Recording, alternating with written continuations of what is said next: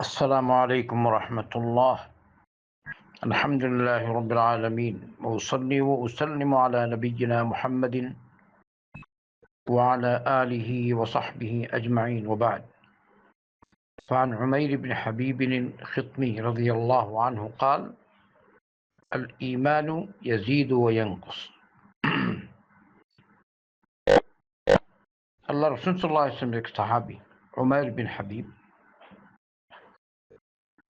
তিনি বলেন, ঈমান বাড়ে এবং কমে। আর এটাই বেশিরভাগ সাহাবাদের কথা রাদিয়াল্লাহু আনহুম। আহলে সুন্নাত ওয়াল জামাতের আকীদা ইমাম বুখারী রাহিমাহুল্লাহ যে লিখেছেন, আল ঈমান ইয়াজিদু ওয়া ইয়ানকুস, ঈমান বাড়ে কমে। কোরআন সুন্নাহর অনেক প্রমাণ রয়েছে। আল্লাহু আকবার। ঈমানদার যারা, তাদের ঈমান বৃদ্ধি পায়। আর মুনাফিক, ওদের ঈমান বাড়ে না, ওদের অপবিত্রতার মধ্যে আর অপবিত্রতা বৃদ্ধি পায়। وإذا ما أنزلت سورة فمنهم من يقول أيكم زادته هذه إيمانا فأما الذين آمنوا فزادتهم إيمانا وهم يستبشرون। যখন কোনো আয়াত নাজিল হয় তো তাদের মধ্যে থেকে কেউ কেউ বলে, তোমাদের মধ্যে থেকে কার ঈমান বাড়লো, বৃদ্ধি পেল? তো আল্লাহ বলছেন, যারা ঈমানদার, কোন আয়াত কোন সূরা নাজিল হলে তাদের ঈমান আরো বৃদ্ধি পায়। সুবহানাল্লাহ। আর যারা মুনাফিক, তারা ফাযাদাতহুম রিজসান ইলা রিজসিহিম ওয়া মাতু ওয়া হুম কাফিরুন। মুনাফিক যখন তার পক্ষে কিছু হয় তখন খুশি, বিপক্ষে গেলেই তো আল্লাহ বলছেন যে মুনাফিকের যদি কোনো সূরা কোনো আয়াত নাজিল হয় তখন তার অপবিত্রতা আরো বৃদ্ধি পায়। লা হাওলা ওয়ালা কুওয়াতা ইল্লা বিল্লাহ। এজন্য আল্লাহর কোনো নির্দেশ আসলে যদি কোরআন তিলাওয়াত করেন বা কোনো বিজ্ঞ লোকের কথা শুনেন, ভালো কথা, কান পেতে শুনবেন। ঈমান বৃদ্ধি, ঈমান বাড়াবার চেষ্টা করবেন। আচ্ছা, তো উমাইর বিন হাবিব রাদিয়াল্লাহু আনহুকে বলা হলো ঈমান কিভাবে বাড়ে আর কিভাবে কমে। দেখেন সহজ। ফামা জিয়াদাতুহু ওয়া মা নুকসানুহু قال إذا ذكرنا ربنا وخشيناه فذلك زيادته। যদি আমরা আমাদের রবকে স্মরণ করি, রবের ইয়াদ করি, রবের কথা আলোচনা করি আর তাকে ভয় করি,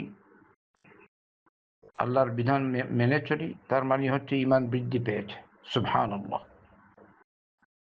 তো আপনি যখন আল্লাহকে স্মরণ করেন, সালাত পড়েন, আল্লাহর বিধান পালন করেন, যাকারনা রব্বানা, আল্লাহকে স্মরণ করে আল্লাহর বিধান মেনে চলেন, হালাল হারাম বুঝে চলেন, হারাম থেকে বাঁচেন, চোখের হেফাজত করেন, মনের হেফাজত করেন, হাতের হেফাজত করেন, পায়ের হেফাজত করেন, জিহ্বার হেফাজত করেন আল্লাহর ভয়ে, তার মানে আপনার ঈমান বৃদ্ধি পেয়েছে। সুবহানাল্লাহ। এরপর বলছেন, ওয়াইযা গাফালনা ওয়া নাসিনা ওয়া দায়্যানা ফাযালিকা নুকসানুহু। আর যখন আমরা অমনোযোগী হয়ে পড়ি, আমরা ভুলে যাই, আল্লাহর বিধান পালনে আমরা ত্রুটি করি, সময় নষ্ট করি, কালক্ষেপণ করি ইত্যাদি, তার মানে হলো ঈমান কমে গেছে, ঈমানের মধ্যে ত্রুটি এসে গেছে। তো আপনি যদি গলত কাজে সময় ব্যয় করেন, আপনি যেমন এই মোবাইল দেখলেন, গলত কাজে ব্যয় করলেন, কি ফায়দা? তার মানে ঈমান কমে গেছে। ইন্না লিল্লাহি। গলত কিছু দেখছেন, গান বাদ্যযন্ত্র, অসৎ কাজে সহযোগিতা করছেন, সালাতের সময় সালাত নাই, খেল তামাশায় সময় নষ্ট করছেন, তার মানে ঈমানের মধ্যে ত্রুটি আছে। আপনার ঈমান ত্রুটিপূর্ণ। তাই এই জন্যই আমাদের সকলকে সবসময় দেখা দরকার, আমার ঈমান বৃদ্ধি পাচ্ছে কিনা, আমি কার সাথে চলছি। এমন ব্যক্তির সাথে চলবো না যার সাথে চললে আমার ইমানের মধ্যে ত্রুটি দেখা দেয়। আল্লাহ আমাদের সকলকে হেদায়েত দিন, সকলকে বুঝার তৌফিক দান করুন। এই সংক্ষিপ্ত মেসেজ একটু মনোযোগ সহকারে শুনবেন। এটা মুসান্নাফ ইবনে আবি শাইবা আছে, উমর বিন হাবিব আল খিতমি রাদিয়াল্লাহু আনহু এই উক্তিটি কিতাবুল ঈমানে। আল্লাহ আমাদের সকলকে ইলম অর্জন করার তৌফিক দান করুন, আর ঈমান যেমন বাড়াতে পারি সেই তৌফিক দিন। হালাল হারাম বুঝে তো চলার তৌফিক দান করুন, হারাম থেকে বাঁচার তৌফিক দিন, হালালের উপর চলার তৌফিক দান করুন। নবী করিম সাল্লাল্লাহু আলাইহি ওয়াসাল্লামের সত্যিকারের অনুসারী হিসেবে আল্লাহ আমাদের সকলকে কবুল ও মঞ্জুর করুন। আল্লাহুম্মা সাল্লি ওয়া সাল্লিম ওয়া বারিক আলা নবিয়িনা মুহাম্মাদিন ওয়া আলা আলিহি ওয়া সাহবিহি আজমাইন।